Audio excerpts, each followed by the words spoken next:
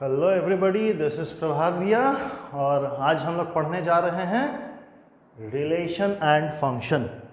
ये टॉपिक आप लोग शायद क्लास 10 में नहीं पढ़े होंगे, बहुत ज़्यादा फंक्शंस के बारे में पढ़े होंगे। तो I think remainder and factor theorem में fx is equals to this वगैरह करके पढ़े होंगे, उससे ज़्यादा नहीं है।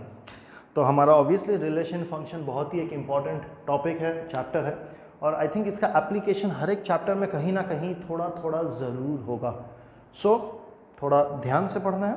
क्या है, सबसे पहले हम लोग पढ़ेंगे इसमें रिलेशन एंड फंक्शन में हम लोग पढ़ेंगे क्या क्या पढ़ेंगे, ऑर्डर्ड पेयर, कार्टेशियन प्रोडक्ट। फिर कार्टेशियन प्रोडक्ट जब हो जाएगा या फिर प्रोडक्ट सेट हो जाएगा तो हम लोग फिर पढ़ेंगे अबाउट रिलेशन। रिलेशन किसको बोलते हैं? Relation in short is a subset of Cartesian product होता है, मतलब एक कार्टेशियन प्रोडक्ट के कोई पार्ट होंगे, दैट इज़ अ रिलेशन, कुछ कंडीशंस फुलफिल करने के बाद होंगे। और फिर फंक्शंस क्या कहलाएगा? रिलेशंस कुछ कंडीशंस को व्हाट वी से कंफर्म करेगा या फिर व्हाट वी से सेटिस्फाई करेगा तो हम उसे फंक्शन कहेंगे। फिर फंक्शन में हम लोग पढ़ेंगे रिलेशन और फंक्शन में कि डोमेन किसको बोलते हैं, रेंज किसको बोलते हैं, को डोमेन किसको बोलते हैं। तो ये सब कुछ है हमारे पास। तो सबसे पहले हम लोग आते हैं कि ऑर्डर्ड पेयर क्या होता है। First thing is ordered pair.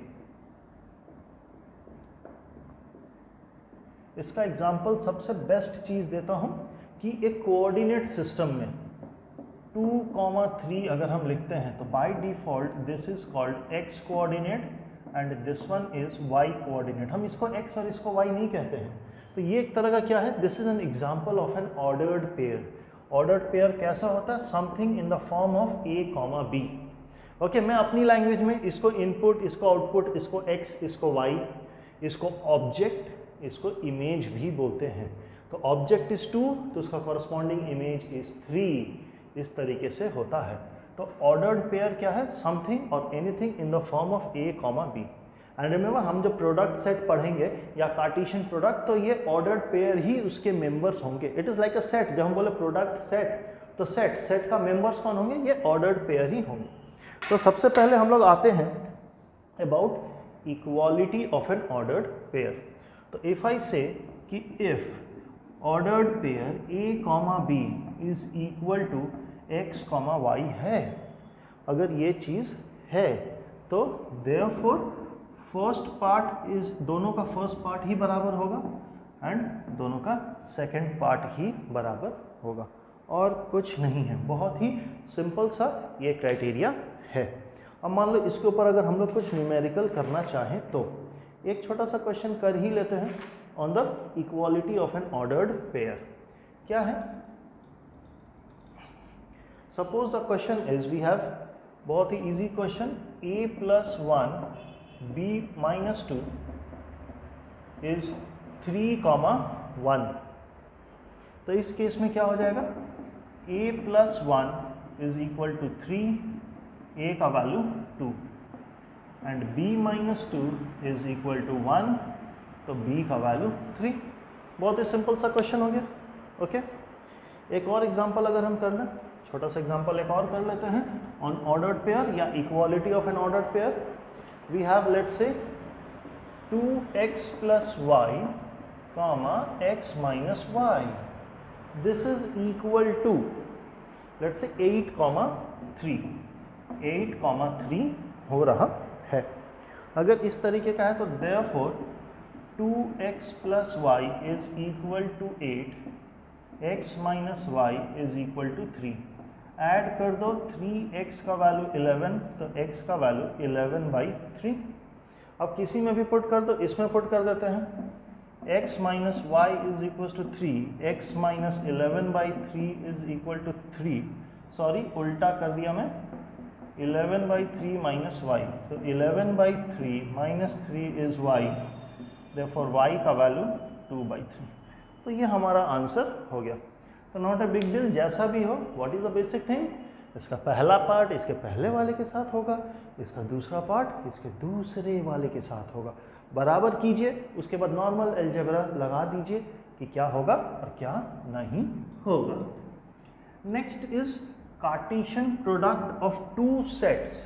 Okay, Cartesian product of two set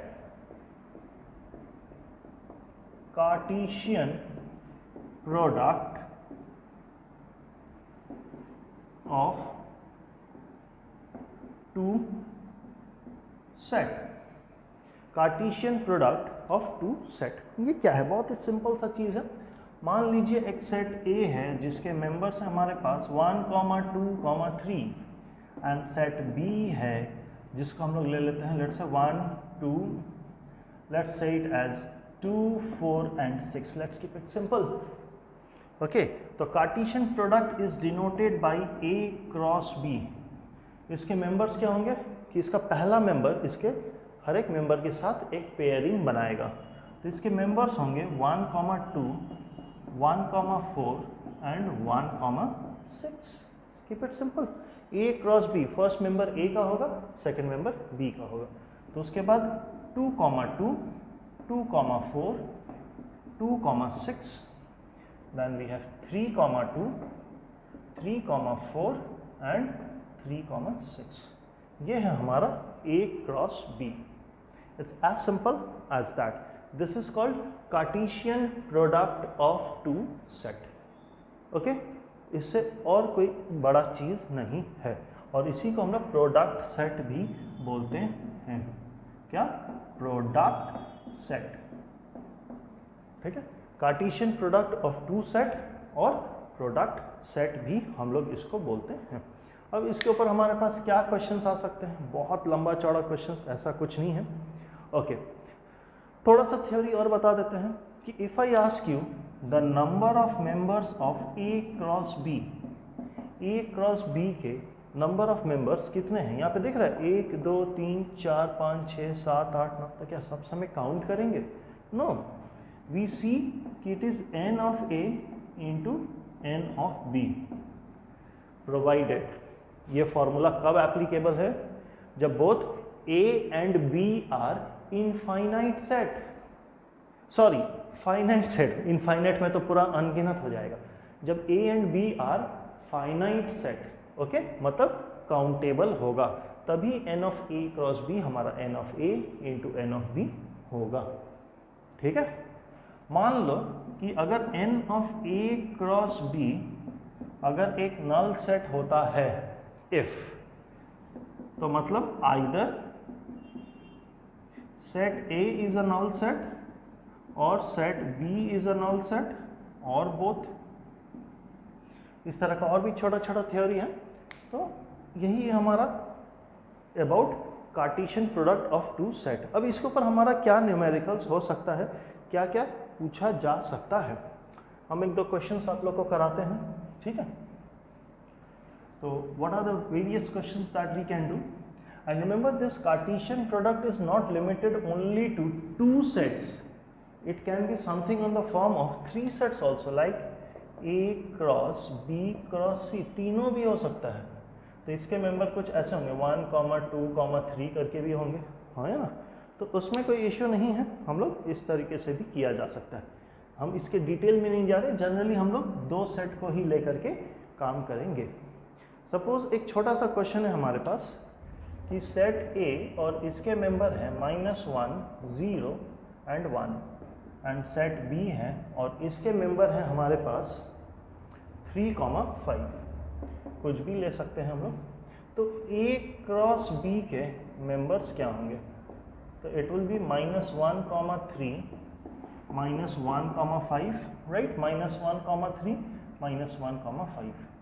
Then we have 0, 3 and 0, 5, right?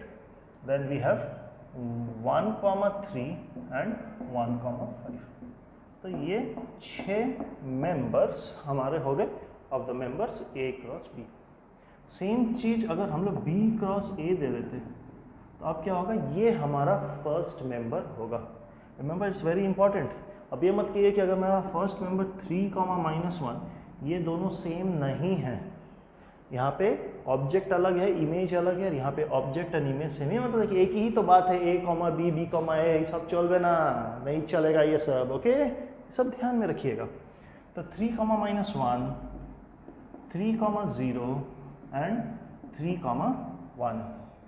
Next we have 5 comma minus 1, then we have 5 comma 0 and then 5 comma 1. In short, ये दो question जानबूझ के मैंने कहा था। आप लोग क्या देख रहे हैं, n of a cross b is equal to n of b cross a, क्योंकि ये दोनों ही कैलकुलेट करके तो यही आएगा ना, n of a into n of b, मतलब नंबर ऑफ मेंबर्स सेम हो जाएंगे, a क्रॉस b हो या b क्रॉस a हो, नंबर ऑफ मेंबर्स हमारे सेम हो जा रहे हैं। ये चीज़ आपको ध्यान में रखना पड़ेगा, ठीक है। और कोई इशू नहीं है। नाउ ये रहा, एक और क्वेश्चन करते हैं इसमें से कि कुछ इस तरीके का भी क्वेश्चन हमसे पूछा जा सकता है, वरना इसमें से ज़्यादा कुछ नहीं होता है। हम लोग इसमें से एक रिलेशन का भी कॉन्सेप्ट यहीं से ही आता है, नेक्स्ट वीडियो में देख लेंगे कि क्या है। एक और क्वेश्चन करते हैं। ओके, तो हम मान लीजिए x के मेंबर्स हैं हमारे पास 2, 3 एंड 5 एंड हमारे पास y के मेंबर्स हैं हमारे पास 2, 4, 6, 2, 4, 6। Okay, suppose if I ask you, question कहाँ चला गया, 2, 3, 5 एंड 2, 4, 6। ओके, सपोज ये x एंड y, तो अगर हमें x क्रॉस y बनाना है, क्वेश्चन ओरिजिनली ये नहीं है बट मैं इसको आपके लोग के लिए फ्रेम कर रहा हूँ, एक अच्छा सा क्वेश्चन है। तो that is 2, 2, 2, 4 and 2, 6। Then we have 3, 4, 3 sorry यहाँ पे 3, 2, 3, 4, 3, 6। Then we have 5, 2, 5, 4 and 5, 6। ये हो गया। ओरिजिनल क्वेश्चन क्या है कि फाइंड द ऑर्डर्ड